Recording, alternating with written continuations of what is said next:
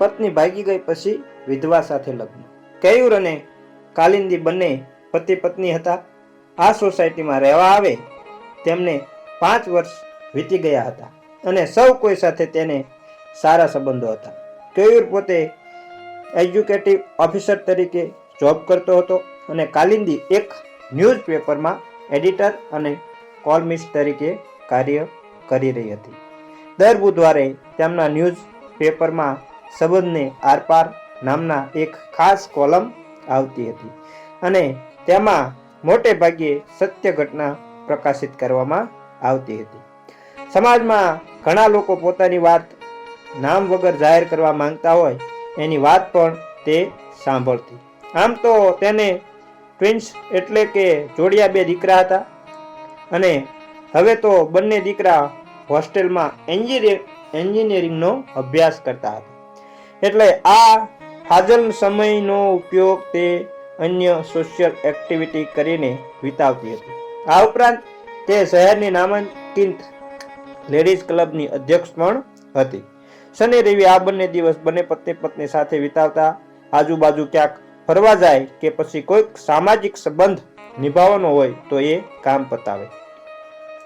ઘરના ગાર્ડનમાં ભેગા મળી કોઈ ફૂલ ઝાડ લવાવે કે પછી કિચનમાં બંને સાથે મળી સરસ વાનગી બનાવે અને બંને સાથે બેસીને જમે. આ તેમનો દર શનિ રવિનો ક્રમ હતો.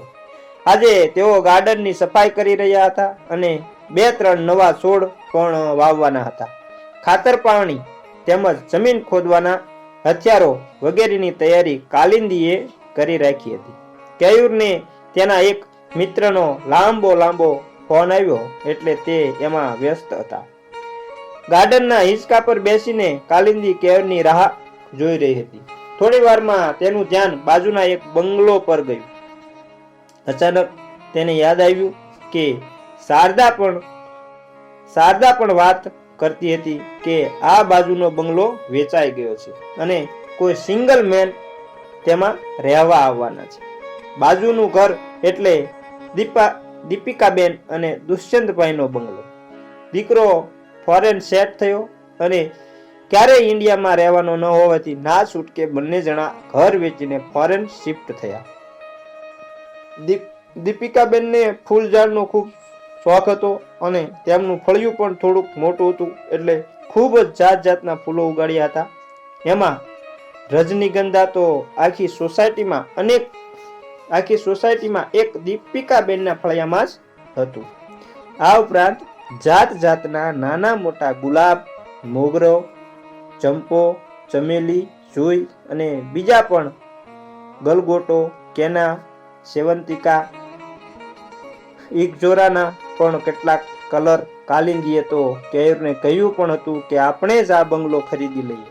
2 દીકરા છે એટલે બંનેને એક ઘરમાં ન રહેવું હોય તો પાસમાં તો રહી શકે. પરંતુ કેયુરે કહ્યું કે જેમ દીપિકાબેનનો દીકરો ઇન્ડિયામાં રહેવા માંગતો નથી તેમ આપણા સપૂતો એનાથી પણ એડવાન્સ છે. એ પણ અહીં નહીં રહે. એ પણ કદાચ વિલાયત જ સેટ થશે. માટે એવું ખોટું વધારવું નથી.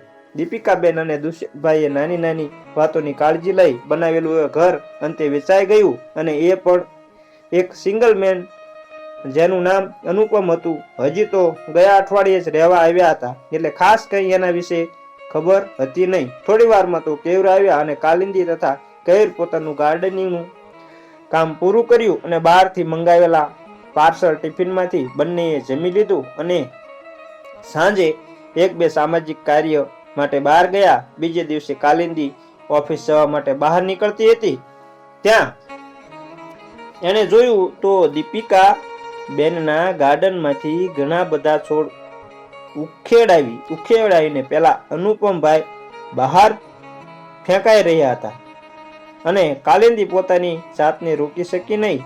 તે તરત જ એ બંગલોમાં ગઈ અને કહ્યું કે આ ફૂલ છોડ કેમ કઢાવી નાખો છો? દીપિકાબેન કેટલી મહેનત લઈ અને તેનો ઉછેર કર્યો ત્યારે આટલા સરસ ફૂલ થાય છે. તમને છોડથી શું તકલીફ છે?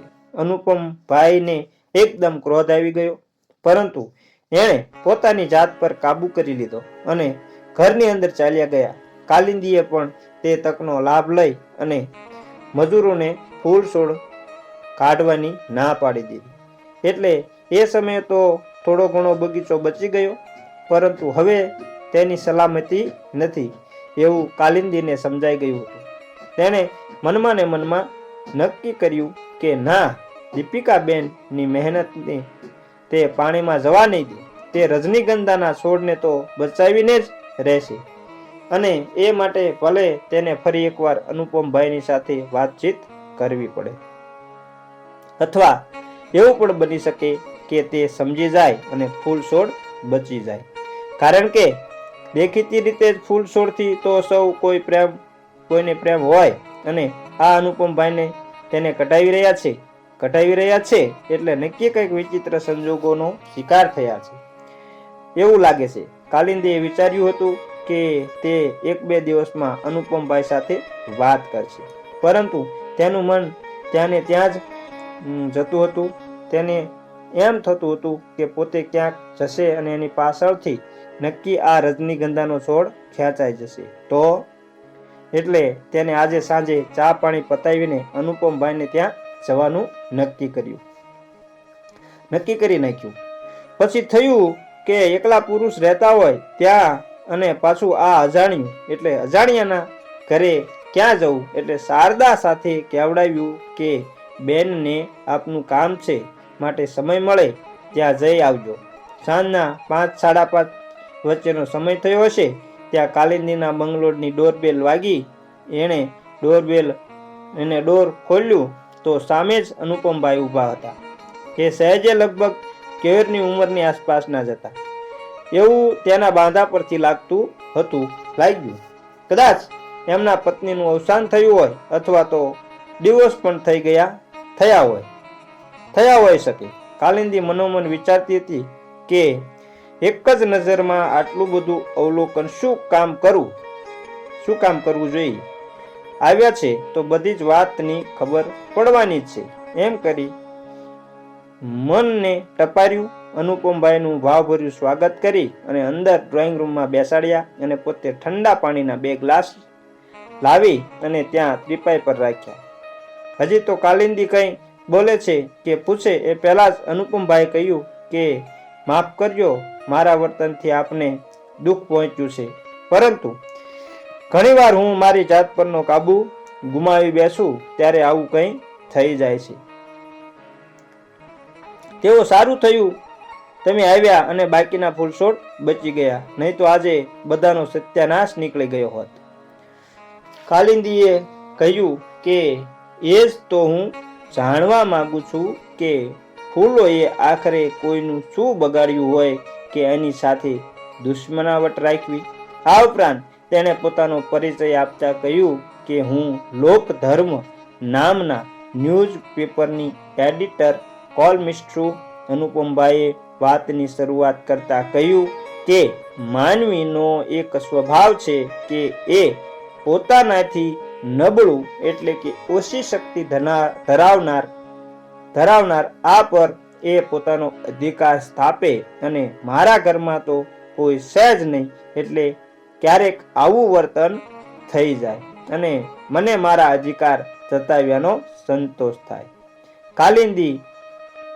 કાલિંદી જોઈ જ રહી કે આવો પણ કોઈ ફોબિયા કે માનસિક વિકાર હોઈ શકે ખરો, કે જેમાં આપણને કંઈ કોઈ નડતું ન હોય, ઉલટાનું એની હાજરીમાં આપણું કંઈક સારું થવાનું હોય, છતાં પણ એ કંઈ વિચાર્યા વગર એને વખડવાનું અથવા તેને કાઢીને સંતોષ લેવાનો. આવું તે કંઈ હોતું હશે તો આ તો ખરેખર એક વિકૃતિ છે.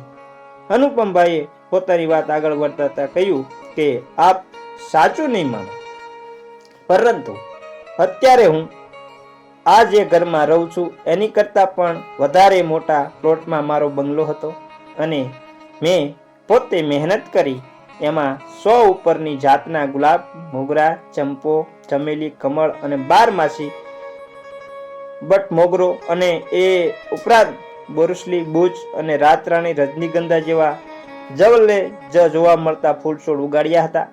આ ઉપરાંત હું બાગાયતી ખેતીનો પણ હિમાયતી હતો, એટલે શાકભાજી પણ થોડું થોડું ક્યાંક ઉગાડતો અને મને એમાં ખૂબ જ ખુશી મળતી.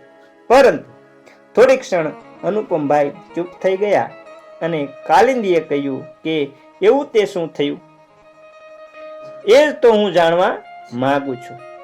દરેક જણને સારો ખરાબ અતીત હોય છે, એમ મારે પણ એક અતીત છે. આ ફૂલ છોડ મને તેની યાદ અપાવે છે અને એ અતીતથી બચવા માટે થઈને હું આ પ્રકારનું વર્તન કરું છું. કાલિંદીએ મનોમન વિચારી લીધું કે નક્કી એની પત્નીને પણ ફૂલ ગમતા હશે અને તેમનું અવસાન પામતા તેમનું વર્તન બદલાઈ ગયું હશે.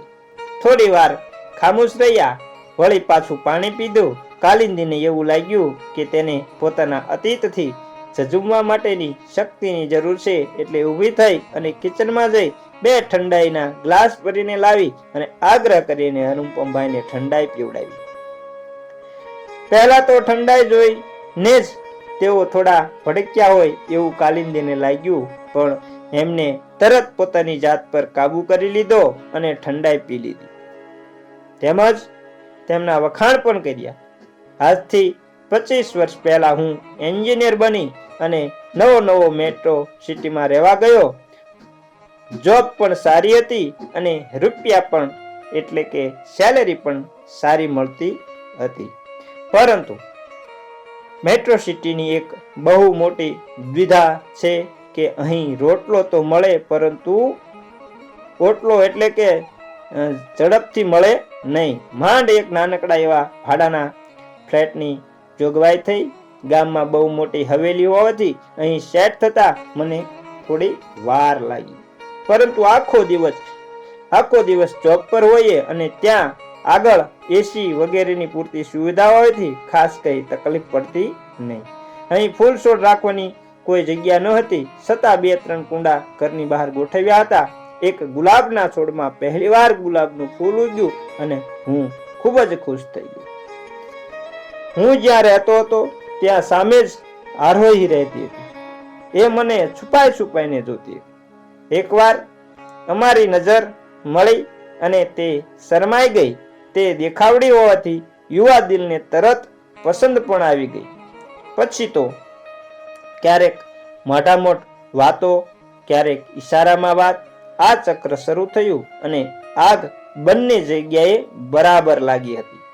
એટલે કે એને પણ પ્રેમ થયો અને મને પણ એની પ્રત્યે પ્રેમ થયો. અમારા વિચારો પણ મળતા હતા. એટલે કે મને જેમ ફૂલ છોડ ગમતા તેમ એને પણ ફૂલ છોડનો સખત શોખ હતો.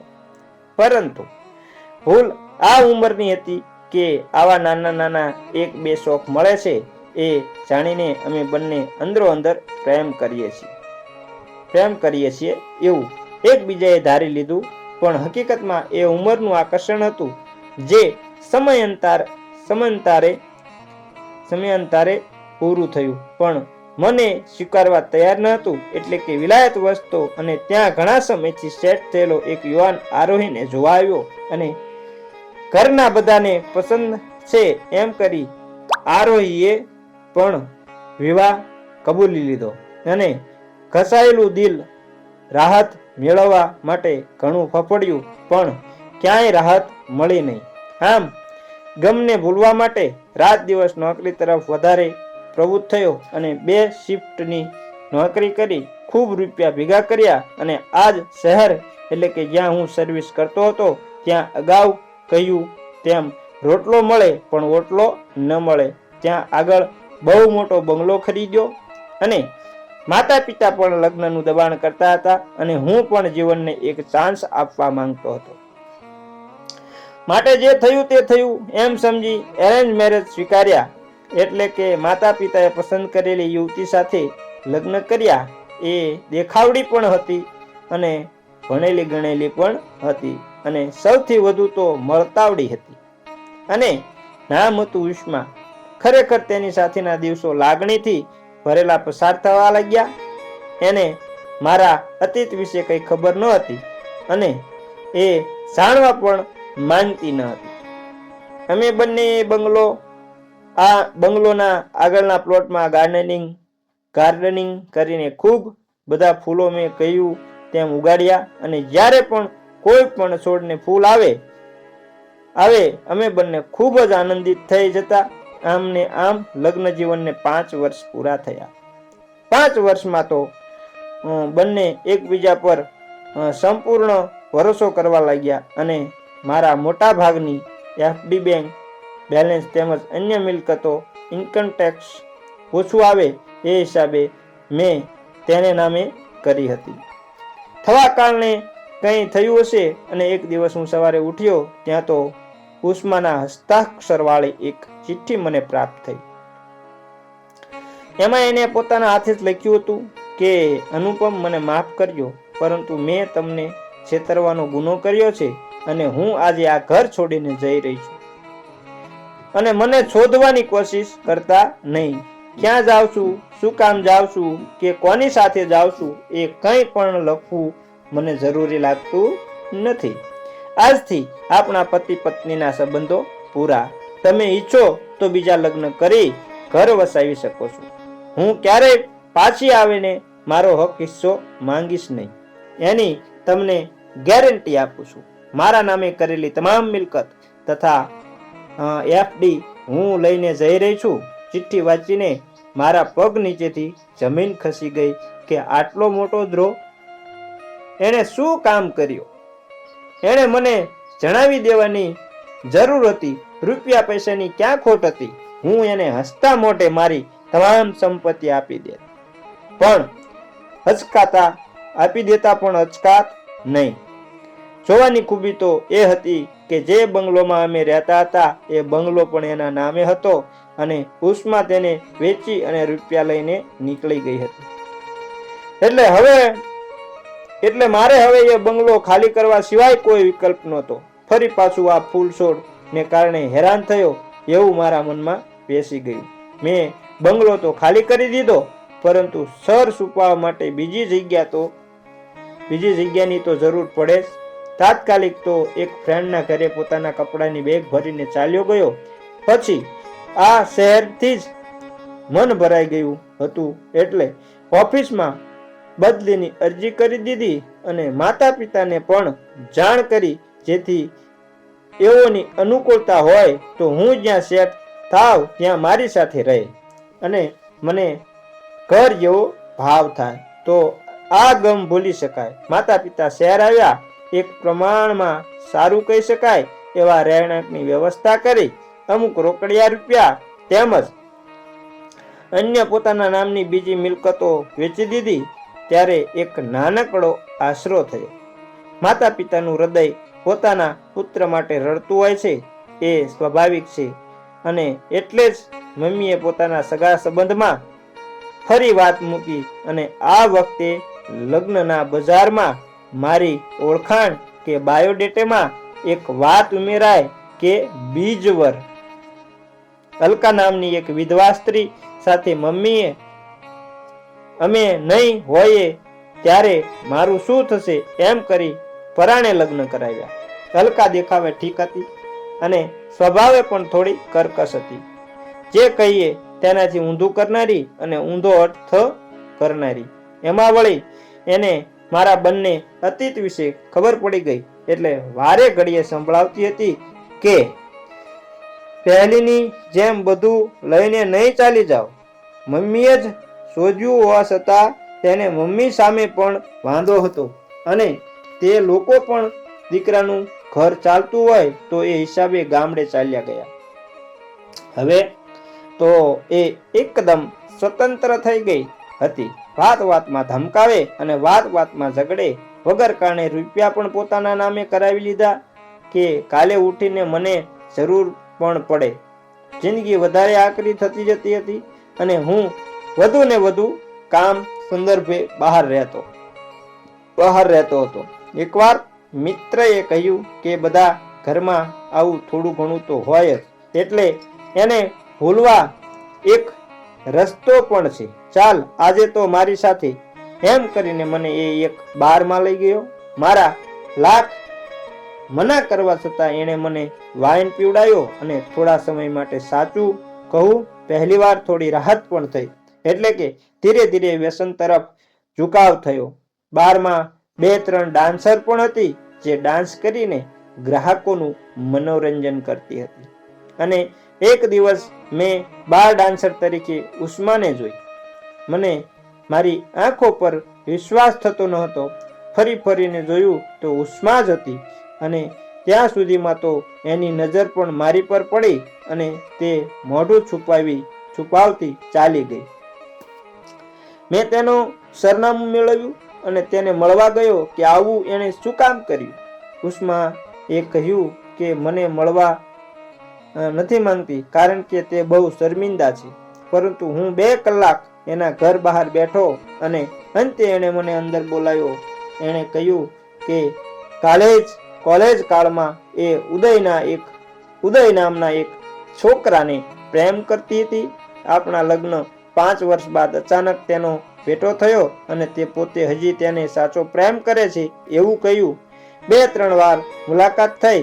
દર વખતે તેણે પ્રપોઝલ મૂકી અને હજી સમય છે એવું કહી બગડી નથી ગયું. આપણે બંને લગ્ન કરીને સુંદર જીવન જીવી શકીએ તેમ છીએ.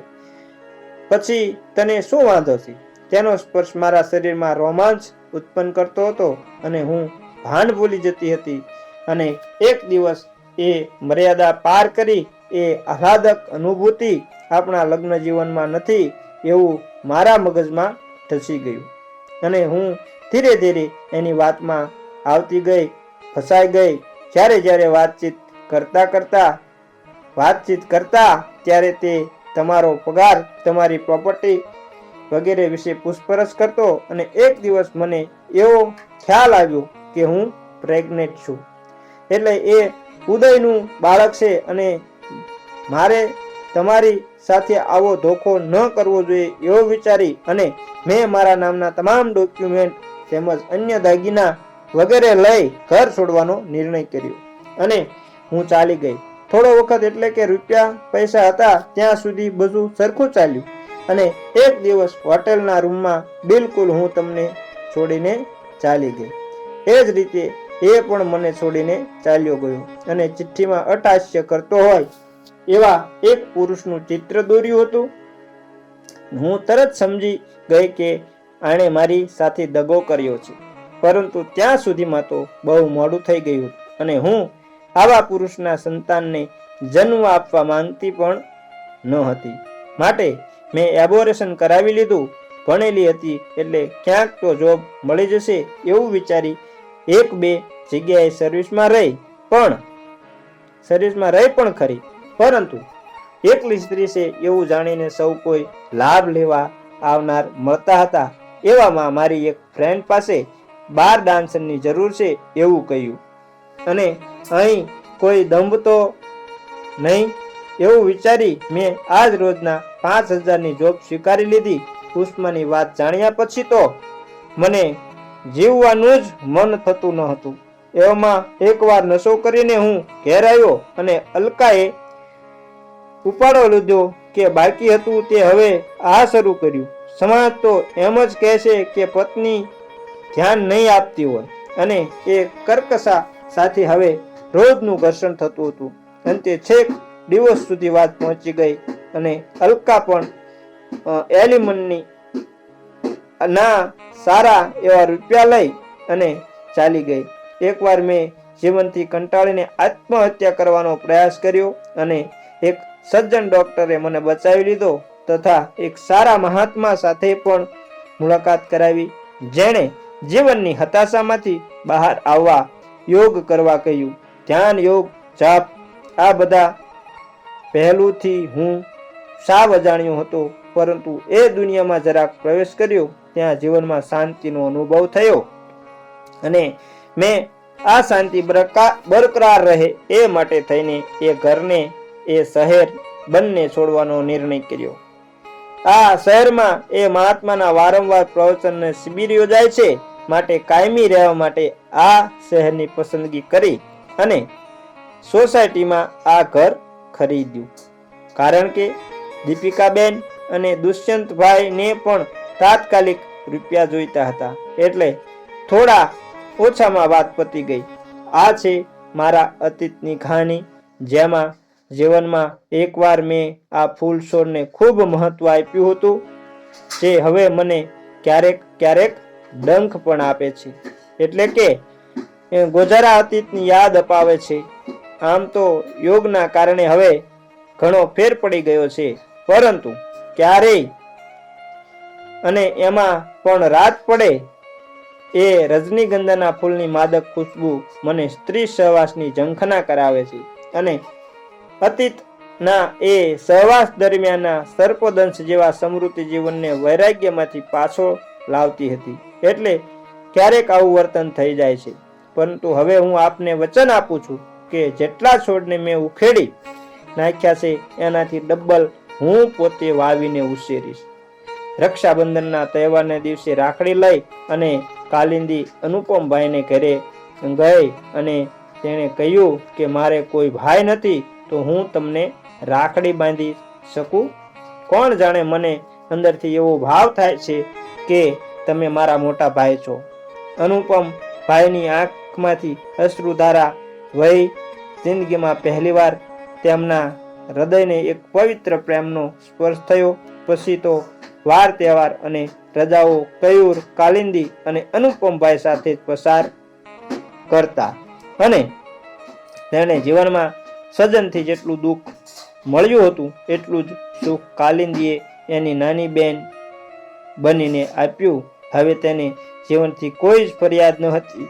કાલિંદીના દીકરાઓ પણ તેને મામા કહી બોલાવતા હતા, અને એ રીતે પણ એને પરિવારનું સુખ પ્રાપ્ત થયું. લિખિતન ફાલ્ગુની વસાવડા. મિત્રો, આમ અમારી વાર્તા અહીં પૂરી થાય છે. લાઈક, શેર અને સબસ્ક્રાઇબ જરૂર કરજો. જય માતાજી.